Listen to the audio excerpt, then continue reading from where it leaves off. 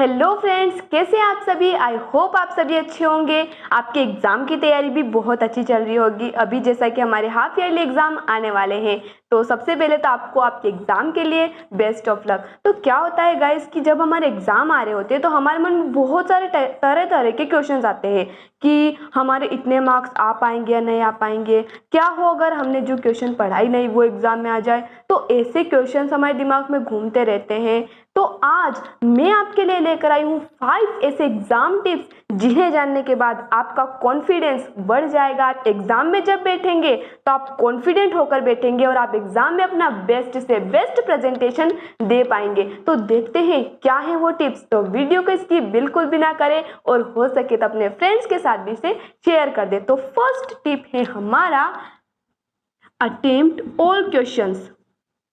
Attempt all questions.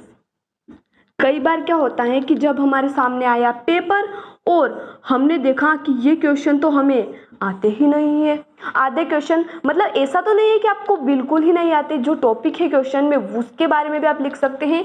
यानी कि कुल मिला के आपको सारे क्वेश्चन अटेम्प्ट करने हैं, छोड़ना बिल्कुल भी नहीं है। मान लीजिए आपके पास कोई एक ऐसा क्वेश्चन आ गया जिसका आंसर आपको पता नहीं है, लेकिन उसमें जो वर्ड है आपने जरूर तो वो वर्ड तो पढ़ा ही होगा जब पढ़ाई कर रहे होंगे। तो उसके बारे में, उससे रिलेटेड आपको जो भी याद है वो लिख दीजिए। कुछ न लिखने से तो अच्छा है कि उस टॉपिक के बारे में भी आप कुछ लिख दे, तो हो सकता है वो आंसर आपका सही हो जाए।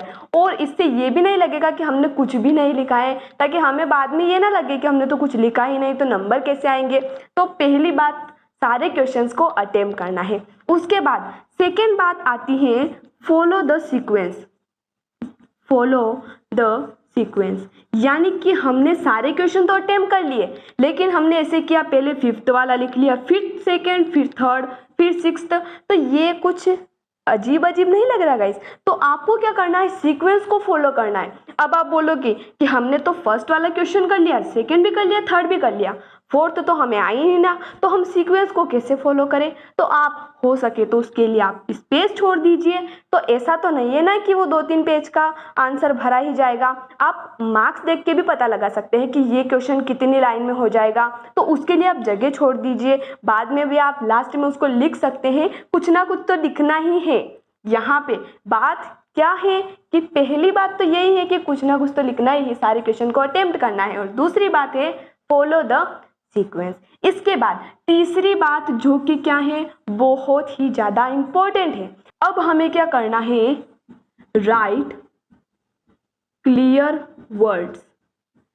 यानी कि फर्स्ट हमने कर लिया, चलो ये भी कर लिया, सारे क्वेश्चन को अटेम्प्ट भी कर लिया। सेकेंड भी हमने आप बात मान ली, चलो सीक्वेंस को भी फॉलो कर लिया। लेकिन आपने सारे क्वेश्चन अटेम्प्ट कर लिए, सीक्वेंस को फॉलो कर लिया, लेकिन आप लिख रहे हैं कुछ इस तरह से, तो क्या एग्जामिनर इसको पढ़ पाएगा?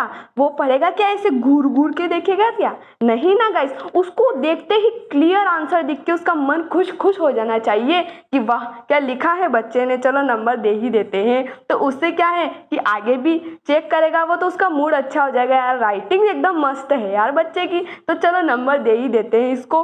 तो क्लियर वर्ड्स में लिखना है आपको, जो भी लिख रहे हैं आप, आंसर छोटा है बड़ा है तो क्लियर वर्ड्स में लिखिए। कॉपी की तो कमी होती नहीं है एग्जाम में, आपको कॉपियां भरो गाइस आप तो।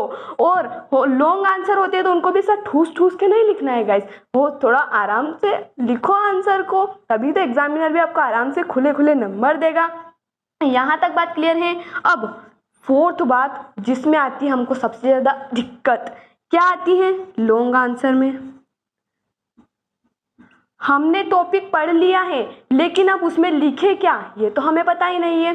मान लीजिए हमारे पास कोई भी क्वेश्चन आ गया लॉन्ग आंसर कि इकोनॉमिक एक्टिविटी को और नॉन इकोनॉमिक एक्टिविटीज को समझाइए, तो हम क्या करेंगे, सबसे पहली बात, और हमें क्या करना है, टाइम बहुत कम बचा है, तो हमें क्या करना है, चार्ट बनाना है। चार्ट कैसे बनाएंगे हम, जैसे कि हमें ह्यूमन एक्टिविटीज के बारे में पूछा है, तो सबसे पहले हमें टाइप्स तो हमें पता होंगे, इकोनॉमिक एक्टिविटीज और नॉन इकोनॉमिक एक्टिविटीज। अब इकोनॉमिक एक्टिविटीज क्या होती हैं, जो जिनका पर्पस होता है फॉर अर्निंग, और नॉन इकोनॉमिक एक्टिविटीज जो सेल्फ सेटिस्फेक्शन के लिए। तो मतलब ऐसे आपको चार्ट बनाना है जिससे लॉन्ग आंसर भी लगेगा, वो थोड़ा बड़ा लगेगा, हो सके तो ज़्यादा आराम से आप लिखिए, ठूस ठूस के नहीं लिखना है, क्लियर लिखना है।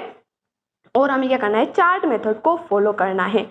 और उसके बाद क्या करना है, जो भी उसमें टॉपिक है, जो भी आपको उससे रिलेटेड याद है, छोटी से छोटी बात भी याद है तो वो भी आप लिख दीजिए लॉन्ग आंसर में। और ऐसा नहीं है कि कुछ नहीं आ रहा है, लॉन्ग आंसर है, बीच में तो कोई पढ़ने वाला है नहीं, तो उसी लाइन को बार बार रिपीट करे जाइए।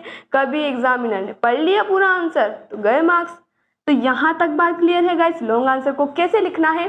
अब जो हमारी पांचवी बात आती है, यहाँ लिख देते हैं गाइस, पांचवी बात आती है हमारी लास्ट टिप, कि हम क्या करते हैं, पेपर हो गया, मान लीजिए आज था हमारे मैथ्स का पेपर देने के बाद हम घर आए, कल हमारे हैं फिजिक्स का पेपर, और अब हम रात भर यही सोच रहे, ओ हमने तो ये आंसर लिखा ही नहीं कॉपी में, जब हम पेपर से मिला रहे और ये तो छूट ही गया हमारा, और इसमें तो गलत लिख दिया हमने, अब क्या होगा, मार्क्स तो आने वाले हैं ही नहीं। और उसमें ना हम अगले पेपर की तैयारी कर पाते हैं, और जो पेपर अच्छा खासा बेचारा बीत चुका है उसे बीत जाने दो गाइस, क्योंकि अब पछताने से क्या फ़ायदा जब चिड़िया चुग गई खेत। आपको इतना विश्वास तो होना चाहिए ना कि हमने जो पेपर दिया है, कुछ भी लिखा है, हमने लिखा तो है ना गाइस, और उसके बारे में आप नेगेटिव थॉट्स क्रिएट मत कीजिए माइंड में कि क्या होगा क्या होगा क्या होगा। जो पेपर आपने दे दिया उसका आप चेंज नहीं कर सकते, तो आप अगले पेपर के लिए अच्छी से अच्छी तैयारी कीजिए कि अब जो पेपर आएगा,